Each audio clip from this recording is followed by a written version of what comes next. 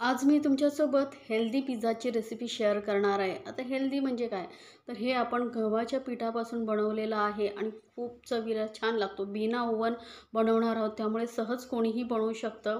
मुलांना पिझ्झा खूप आवडतो. मग तो बाहेरचा आणून देण्यापेक्षा जर तुम्ही घरीच या पद्धतीने पिझ्झा बनवून दिलात, तर मुलंही खूप आवडीने खातात. कारण चवीला खरंच खूप भारी लागतो. तर एकदा नक्की बनवून पहा, तुम्हालाही खूप आवडेल. आणि मला कमेंट्समध्ये सांगायला विसरू नका ही तुम्हाला पिझ्झाची रेसिपी कशी वाटली. कारण माझ्या चॅनलवरती अशा छान छान रेसिपी असतात, तर चॅनलला सबस्क्राईब जरूर करा. तर हा पिझ्झा बघू शकता किती चीजी आणि टेस्टी असा आपण पिझ्झा घरी बनवलेला आहे. तर यासाठी काय करायचं, आधी आपल्याला पीठ मळून घ्यायचं आहे. तर इथे मी 2 कप घेतलेला आहे गव्हाचं पीठ. कारण आपण हा आजचा जो पिझ्झा आहे पूर्णपणे गव्हाच्या पिठापासूनच बनवणार आहोत. तर इथे 2 कप घेतलेले. यामध्ये 2 पिझ्झा आरामात होतात. तर आता 2 कप पिठामध्ये आपण घालणार आहोत थोडंसं चवीनुसार मीठ, अर्धा चमचा घातलेला आहे. त्यानंतर अर्धा चमचा इथे मी बेकिंग पावडर घालते. बेकिंग पावडरमुळे काय होतं, जो पिझ्झा आहे ना मस्त असा सॉफ्ट स्पॉन्जी असा होतो. त्यानंतर पाव चमचा एवढा बेकिंग सोडा घातलेला आहे. आता तुमच्याकडे बेकिंग सोडा नसेल किंवा एखादा बेकिंग पावडर नसेल, तर मग बेकिंग पावडर नसेल तर बेकिंग सोडा अर्धा चमचा घाला पाव चमच्याऐवजी. आणि सर्व साहित्य आपण सर्व व्यवस्थित मिक्स करून घ्यायचं आहे. आता ह्यामध्ये थोडंसं पाणी घालून आपण ही पीठ नेहमी जसं पोळ्यांसाठी मळतो त्या पद्धतीने मळून घ्यायचं आहे. जास्त घट्ट नको आहे आपल्याला, सॉफ्ट असं आपण हे पीठ मळून घेणार आहोत. तर थोडं पाणी घालून मी हे पीठ मळून घेते. खूप कमी साहित्य लागतं मुलांना. मैद्याचा किंवा बाहेरून जो आपण विकतचा पिझ्झा घेऊन येतो तो महागही पडतो. त्यापेक्षा मग घरी या पद्धतीने बनवून दिलात ना, तर मुलं खरंच खूप आवडीने खातात. कारण चवीला खूप भारी लागतो हा पिझ्झा. आता यामध्ये थोडंसं घेतलेलं आहे बटर लावून आपण हे पीठ मळून घेणार आहोत. बटरमुळे काय होतं, एक तर बेसला टेस्ट छान येते किंवा मग तुम्ही बटर नसेल तर तेल लावून मळलात तरी चालेल. पण या पद्धतीने मी जसं सांगते तसं एकदा बनवून पहा. तर आता हे पीठ मळून घेतलेलं आहे. याला अर्धा तास आपण असंच साईडला ठेवून देऊया, म्हणजे पीठ चांगलं मुरलं जाईल, सॉफ्ट होईल अजून. तर अर्धा तासानंतर चेक करूया. पीठ बघा छान असं मुरलं गेलेलं आहे, थोडं मऊही झालेलं आहे. आता हे थोडंसं परत आपण मळून घेऊया. तर पीठ मळून घेतलेलं आहे. आता याचे आपल्याला 2 पाट करायचे आहेत. तर मी आता घेते पोळपाट लाटणी. त्यावरती आपण हे पीठ घेऊन थोडंसं गोल फिरवून लांबट करून घ्यायचे आणि याचे समान 2 भाग आपण करून घेणार आहोत. आता हा जो पिझ्झा आहे ना खरंच खूप चीजी लागतो. तर तुम्ही एकदा बनवून तर पहा. आता हे जो एक भाग घेतला आहे त्याला थोडंसं परत लांबट करून घेते आणि याचे आपल्याला 2 भाग करायचे. पण 2 भाग कसे, एक छोटा आणि एक मोठा असे आपल्याला हे 2 भाग करून घ्यायचे आहेत. तर एक छोटा गोळा आणि एक मोठा गोळा असं करून घ्यायचा आहे आपल्याला, लक्षात ठेवा. तर याचे मी 2 गोळे बघू शकता बनवून घेतलेले आहेत. आता एक छोटा आणि एक मोठा. तर त्यामधला जो मोठा गोळा आहे तो साईडला ठेवूया आणि अगदी आपण छोटा गोळा लाटून घेऊया. तर छोट्या गोळ्याची आपण पोळी लाटून घेणार आहोत. तर पोळीने एकदम आपण पातळ नाही करणार आहोत. पिझ्झाचा बेस असतो ना, त्याच्यापेक्षा थोडीशी पातळ करायची आपल्याला. आणि एकदम जाड केल्यामुळे काय होणार, आपण हे पॅनवरती बनवणार आहोत त्यामुळे मग कढईमध्ये वगैरे बनवतो, त्यामुळे मग ते कच्चं राहू नये म्हणून आपण थोडी पातळ लाटायची. तर या जाडीची मी ही पोळी लाटून घेतली आहे. त्यानंतर असं काटेवाला चमचा असतो त्याने याला असे टोचे मारून घ्यायचे, म्हणजे काय होतं, चपाती जी आहे फुलत नाही. कारण आपल्याला जो बेस हवा आहे पिझ्झाचा तो फुलला नाही पाहिजे, कच्चा पान गेला पाहिजे इतपत आपल्याला हे भाजून घ्यायची आहे. तर अशी ही आपण पोळी एक बनवून घेतलेली आहे पिझ्झाचा बेस. आता याला साईडला ठेवूया आणि दुसरा मोठा गोळा आहे तोही लाटून घेऊया. तर तो आपल्याला या छोट्या पोळीपेक्षा मोठा लाटून घ्यायचा आहे थोडा. तर किती मोठा लाटायचा आहे तेही मी तुम्हाला दाखवते. तर सुखं पीठ लावून आपण ही पोळी थोडी मोठी लाटून घेतलेली आहे. तर बघा ही जास्त जाड आपल्याला लाटायची नाही आहे, तेवढ्याच जाडीच्या आपण ह्या पोळ्या लाटून घेतलेल्या आहेत. तरी बघा साईडने थोडा भाग शिल्लक राहिला पाहिजे इतपत आपल्याला ही पोळी मोठी जरा लाटून घ्यायची. त्यानंतर यालाही आपण हे फोकने टोचे मारून घ्यायचे आहेत. हा बेस तुम्ही पाहिजे असेल तर मग जो रेडीमेड बेस येतो त्यापासूनही बनवू शकता, पण गव्हाचं बनवल्यामुळे हेल्दी तर आहेच आणि चवीलाही खूप छान लागतं, काहीही फरक वाटत नाही. त्यामुळे नक्की एकदा बनवून बघा. आता जी छोटी पोळी आपण लाटून घेतली होती बेस पिझ्झाचा, तो हलका हलका आपल्याला भाजून घ्यायचा आहे. तर गॅस एकदम मंदवरती ठेवायची आणि मंद गॅसवरती आपण हा चांगला असा दाबून दाबून चांगला बेस आहे भाजून घ्यायचा आहे. जास्त करपलाही नाही पाहिजे आणि याचा कच्चेपणाही गेला पाहिजे, असे आपल्याला हा बेस भाजून घ्यायचा आहे. म्हणूनच गॅस मंदवरती ठेवायचा आहे. आणि बघू शकता कलरही थोडा थोडा हलकासा चेंज होतो आहे, डाग येत नाही आहेत इतपत आपल्याला हा भाजून घ्यायचा असो. तर हा बघू शकता बेस आपला चांगला भाजत चाललेला आहे, पण यावरती डाग नाही आलेत, असंच भाजायचं आहे आपल्याला.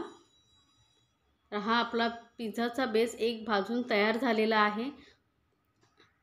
तर आता जो आपण कच्चा मोठा बेस बनवून घेतला होता तो आपल्याला कच्चाच वापरायचा. तर एखादी अशी प्लेट घ्यायची ज्यावरती तुम्हाला हा पिझ्झा बेक करून घ्यायचा, त्यावरती हा बेस ठेवायचा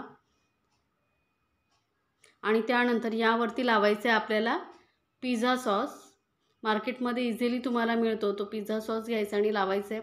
आता प्रमाण तुम्ही तुमच्या आवडीनुसार कमी जास्त लावू शकता. जास्त प्रमाणात आवडत असेल तर थोडा जास्तही लावू शकता, पण आपण 2 वेळा वापरणार आहोत त्यामुळे मी यावरती फक्त 2 चमचे लावते. चांगला व्यवस्थित पसरवून घ्यायचा आहे. आता पिझ्झा सॉस नसेल तर तुम्ही मग याऐवजी शेजवान चटणी आणि थोडंसं चिली सॉस मिक्स करूनही लावू शकता. थोडंसं टोमॅटो केचपही यावरती लावू शकता. हे तुमच्या आवडीवरती आहे, तुमच्या चॉईसवरती आहे. तुम्हाला जसं पिझ्झा बनवायचा तसं बनवू शकता. आता पिझ्झा सॉस लावल्यानंतर यामध्ये मी एक चीज स्लाईस ठेवते. तुम्ही चीज किसूनही घालू शकता. आता किती चीजी हवं आहे त्यानुसार तुम्ही चीज स्लाईस इथे ठेवू शकता. तर मी साधारण एकच ठेवलेली आहे. त्यावरती आपण जो बेस भाजून घेतला होता तो ठेवून घ्यायचा आहे आणि यालाही पिझ्झा सॉस लावून घ्यायचा आहे. तर बघा व्यवस्थित आता इथे आपल्याला हा पिझ्झा सॉस लावून घ्यायचा आहे. असं पूर्ण जो बेस आहे व्यवस्थित कवर झाला पाहिजे एवढा आपण लावणार आहोत. त्यानंतर मी टोमॅटो केचप किंवा चिली सॉस जे तुम्हाला आवडतं ते लावू शकता. आणि 1 चमचा घेतलेला आहे मेयोनीज. तर इथे मी चिली सॉस आणि मेयोनीज मिक्स करते.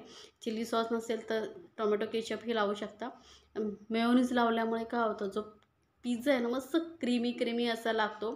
आता हा मेयोनीज ही ऑप्शनल आहे, आवडत असेल तर वापरा, नाही वापरलात तरी चालेल.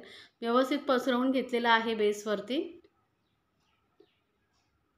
बघू शकता बेस मस्त असा बेस आपण पूर्ण कवर करून घेतलेला आहे. साईडचा जो भाग आहे ना खालच्या बेसचा तो आपण असंच ठेवलेला, त्याला लावलेला नाही आहे. साईडचा जो कॉर्नर आहे त्याला करायचं आपल्याला, याला फोल्ड करायचं आहे. गोल गोल असं दुमडत यायचं आहे आपल्याला. तर बघा या पद्धतीने, कारण त्याला आता जो आपण हा वरच्या बेसला सॉस वगैरे लावला आहे तो लागतोच, त्यामुळे मी साईडने लावलं नव्हतं, फक्त मध्यभागी लावून घेतलं आणि त्यावरती हा दुसरा बेस ठेवला होता. आता हे व्यवस्थित पॅक करून घ्यायचं आहे. त्यानंतर परत फोक घ्यायचं आहे आपल्याला आणि फोकने आपल्याला याला परत टोचे मारून घ्यायचे आहेत. असं केल्याने काय होईल, तो बेस आहे फुलणार नाही. तर हे करून पहा या पद्धतीने. आता व्यवस्थित बेस चिपकवून झाल्यानंतर यावरती आपल्याला काही साहित्य ॲड करायचं. तर मी इथे ना कांदा थोडासा बारीक असा चिरून घेतलेला आहे. तुम्हाला आवडत असेल तर मोठ्या स्लाईसमध्येही घालू शकता, पण मी ज्या भाज्या वापरणार आहे ना आज, तर थोड्याशा अशा बारीक चिरून घेतलेल्या आहेत. तुम्हाला ज्या भाज्या आवडतात यावरती त्या लावू शकता. तर मी कांदा, सिमला मिरची आणि स्वीट कॉर्न थोडे घालणार आहे, पण आधी सिमला मिरची आणि कांदा व्यवस्थित पसरवून घेते. आणि प्रमाणही तुम्ही तुमच्या आवडीनुसार कमी जास्त करू शकता. ज्या प्रमाणात तुम्हाला भाज्या मुलांना खायला घालायच्या त्या अशा व्यवस्थित पसरवून ज्या आवडतात त्या घालू शकता. त्यानंतर वरून थोडंसं हलकंसं मीठ टाकते, कारण भाज्यांना काही मीठ वगैरे लावलेलं नसतं, तर त्यांना थोडासा फ्लेवर यावा म्हणून थोडंसं हलकंसं किंचित मीठ घालते मी.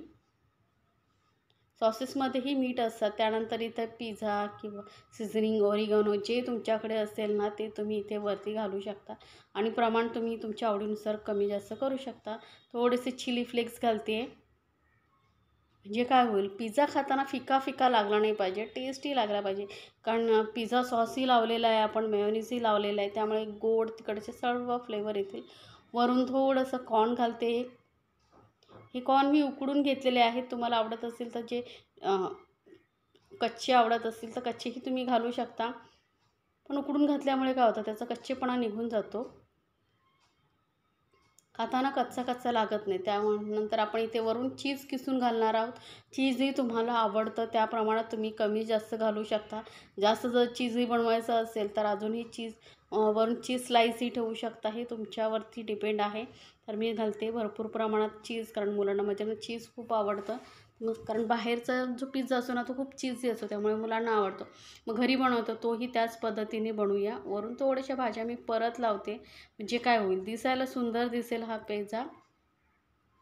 वितळलेल्या चीजमध्ये भाज्या दिसतात ना, छान दिसतात थोड्याशा. तर वरून परत आपण थोडासा कांदा आणि शिमला मिरची आणि स्वीट कॉर्न घालूया. तर हे बघा, थोड्याशा घालायच्या आहेत भाज्या, जास्त नाही. थोडंसं pizza mix, pizza seasoning, oregano जे असेल ते तुम्ही घालून घ्या. वरून थोडंसं चिली फ्लेक्स थोडंसं. त्यामुळे काय होतं, जे वितळलेलं चीज असतं ना त्यावरती हे दिसायला खूप सुंदर दिसतं. हलकासा पसरवून घेतलेला आहे. आता मी कढई तापत ठेवलेली आहे. त्यामध्ये एखादं स्टँड ठेवायचं आणि ही प्लेट आपण ठेवून घेणार आहोत यावरती. कढई चांगली तापलेली पाहिजे, लक्षात ठेवा. हलक्या हाताने ठेवायचं, नाही तर चटका लागू शकतो. ठेवल्यानंतर याला आपण कवर करून चांगला चीज मेल्ट होईपर्यंत 10 मिनटं मंद गॅसवरती चांगलं वाफवून घेऊया. म्हणजे पिझ्झा आपला तयार होईल. जो आपणचा खालचा बेस कच्चा ठेवला होता तोही चांगला शिजला जाईल, क्रिस्पी होईल. त्यामुळे 10 मिनटं आपण मंद गॅसवरती ठेवलेला आहे. तर पिझ्झा आपला बघू शकता तयार झालेला आहे. कढईमध्ये मस्त असा क्रीमी चीझी असा आपला पिझ्झा तयार झालेला आहे, हेल्दी पिझ्झा. तर नक्की बनवा आणि मला कमेंट्समध्ये जरूर सांगा तुम्हाला ही रेसिपी कशी वाटली. अशा छान छान रेसिपीसाठी आपल्या चॅनलला सबस्क्राईब करायला विसरू नका. सोबतच बेल आयकॉनवरती नक्की क्लिक करा आणि माझ्या नवीन रेसिपीची नोटिफिकेशन लगेचच तुमच्यापर्यंत पोहोचेल. तर बघू शकता मस्त असा चीझी पिझ्झा झाला आहे तयार. घरच्या घरी किती हेल्दी पिझ्झा आहे. मुलांना तुम्ही बिंदास देऊ शकता आणि मुलं खरंच आवडीने खातात. तर एकदा नक्की बनवा आणि मला सांगायला विसरू नका तुम्हाला हा पिझ्झा कसा वाटला.